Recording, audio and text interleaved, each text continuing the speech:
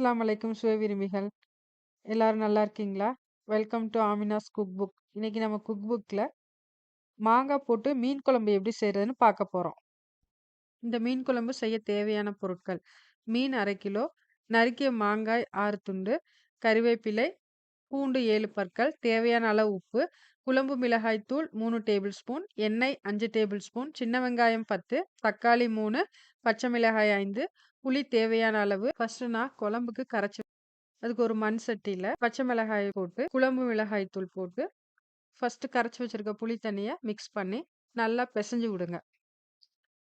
பச்சை மிளகாயோட காரம் நல்லா இறங்குற அளவுக்கு பெசஞ்சு விடுங்க. அதுக்கப்புறம் தக்காளிய பிச்சு போட்டு, அதையும் நல்லா பெசஞ்சு விடுங்க. இப்போ நான் புளிய செகண்ட் டைம் கரைச்சு ஊத்துறேன். கரைச்சு ஊத்திட்டு தேவையான அளவு தண்ணியும் ஆட் பண்ணிட்டு, உப்பு உங்க சுவைக்கு ஏத்தன ஆட் பண்ணிக்கோங்க. இப்ப இத நல்லா கரைச்சு விட்டு மிக்ஸ் பண்ணி வச்சுக்கோங்க. இப்ப நம்ம குழம்புக்கு கரைச்ச மண் சட்டிய அடுப்புல ஏத்தி, அது லேசா சூடு வந்தவுடனே, அதுல மாங்காய் துண்டுகள சேருங்க. இப்போ குழம்பு கொஞ்சம் கொதிக்கட்டும்.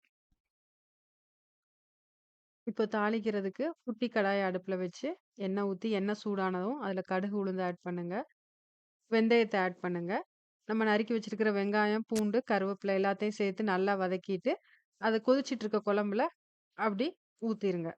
குழம்பு நல்லா கொதி வரட்டும்.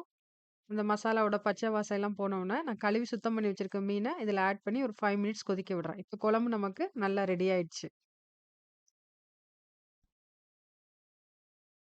இந்த குழம்ப நீங்களும் உங்க வீட்ல கண்டிப்பா ட்ரை பண்ணி பாருங்க. டேஸ்ட் எப்படி இருக்குன்னு கமெண்ட் செக்ஷன்ல சொல்லுங்க. என்னோட சேனல சப்ஸ்கிரைப் பண்ணுங்க, சப்போர்ட் பண்ணுங்க. Thank you.